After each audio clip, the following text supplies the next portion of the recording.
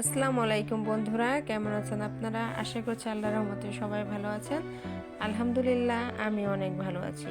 আজকে আমি নিয়ে এসেছি বাঁশপাতা চাপা শুটকির ভর্তা। আমি একদম সহজ রেসিপিতে আপনাদের ভর্তাটা করে দেখাবো। তাহলে আসুন রেসিপিটি শুরু করা যাক।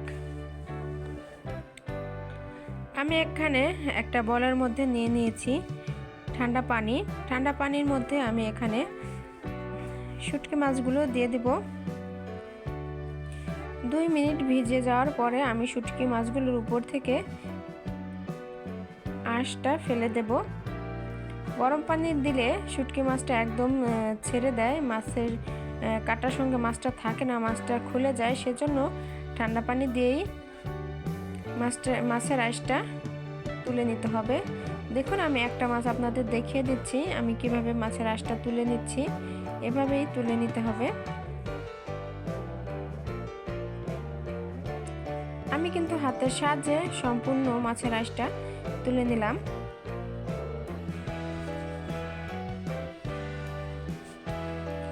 এভাবে করেই সবগুলো মাছের আঁশ তুলে নিতে হবে।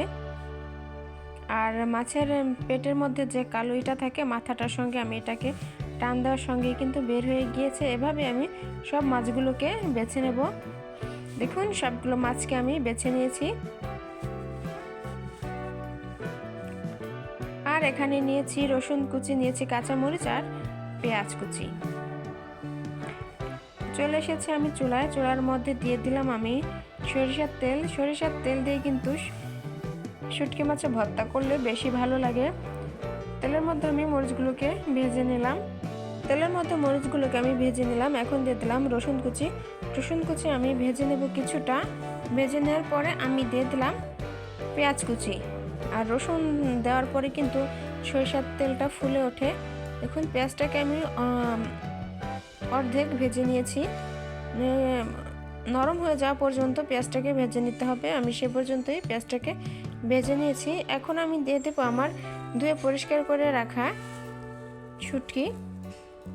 চাপা শুটকিটা। আমি এখানে 6টা মাছ নিয়ে নিয়েছি। আমি ভালোভাবে এপিট ওপিট উল্টে পাল্টে মাছগুলোকে আমি ভেজে নেব। এখানে কিন্তু সরিষার তেল দেওয়ার কারণে এতটা তেলটা ফুলে উঠেছে। আমি ভালোভাবে উল্টে পাল্টে মাছগুলোকে আমি ভালোভাবে ভেজে নেব। মাছের মধ্যে আমি এই পর্যায়ে অল্প একটু পরিমাণে দিয়ে দিলাম পানি। একদম সামান্য পরিমাণে পানি দিয়ে দিয়েছি। এখন আমি মাছগুলোকে স্প্যাচুলার সাহায্যে একটু ছাড়িয়ে নেব। দেখুন, এই মাছটাকে কিন্তু এভাবে দিলেই কিন্তু মাছটা ছেড়ে দেয়, কাটা থেকে মাছটা খুলে যায়। দেখতেই পাচ্ছেন, আমি কিন্তু হাত দিয়ে বেছে নিচ্ছি না, কাটাগুলো কিন্তু খুলে গিয়েছে। আর মাছটা কিন্তু ভালোভাবে ভাজা হয়ে গেছে। মাছটাকে উঠিয়ে আমি একটু পাটায় বেটে নেব। বেটে নেওয়ার কারণ হচ্ছে বড় কাটাটা যেন পিষে যায়, সেজন্য মাছগুলোকে আমি বেটে নিয়েছি। এখন আমি কড়াইয়ের মধ্যেই দিয়ে দিলাম আরও কিছু পরিমাণে সরিষার তেল। আর যে মরিচটা আমি নিয়েছিলাম, মরিচটাকে আমি হাত দিয়েই থেতো করে নিয়েছি। আর সবগুলো উপকরণ আমি আবারও দিয়ে এখন ভালোভাবে ভেজে নিলাম কিছুক্ষণ। আর আমি এখন দিয়ে দিলাম শুটকি মাছ। আমি চাপা শুটকিটা যেটা বেটে রেখেছিলাম সেটা আমি মাত্র দিয়ে দিলাম। এখন মশলার সঙ্গে ভালোভাবে মিশিয়ে মাছটাকে মশলার সঙ্গে মিশিয়ে দিতে হবে। আর এভাবে একটু ভেজে নিতে হবে।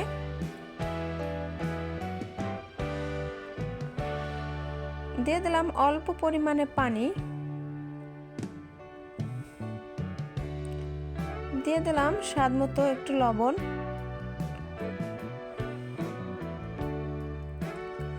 এখন আমি এটাকে ভালোভাবে কষিয়ে নেব উপর দিয়ে তেল ওঠা পর্যন্ত। দেখুন, পানিটা কিন্তু টেনে গিয়েছে আর তেলটা কিন্তু মাছ থেকে মশলা থেকে ছেড়ে দিয়েছে। দেখেই কিন্তু বোঝা যাচ্ছে তেলটা কিন্তু একদম ছেড়ে দিয়েছে আর পানিটাও টেনে গিয়েছে। এ পর্যায়ে চাপা শুটকির মাছের ভর্তাটাকে আমি নামিয়ে নিলাম। দেখুন কতটা সুন্দর হয়েছে, আর খেতেও কিন্তু একদম অসাধারণ হয়েছে। আপনারা চাইলে এভাবে ভর্তাটা করে নিতে পারেন। এতক্ষণ আমার সাথে থাকার জন্য আপনাদেরকে অসংখ্য ধন্যবাদ। আপনাদের সাথে আমার আবার দেখাবো অন্য কোনো ভিডিওতে। ততক্ষণ পর্যন্ত সুস্থ থাকুন, ভালো থাকুন। আল্লাহ হাফেজ। আসসালামু আলাইকুম।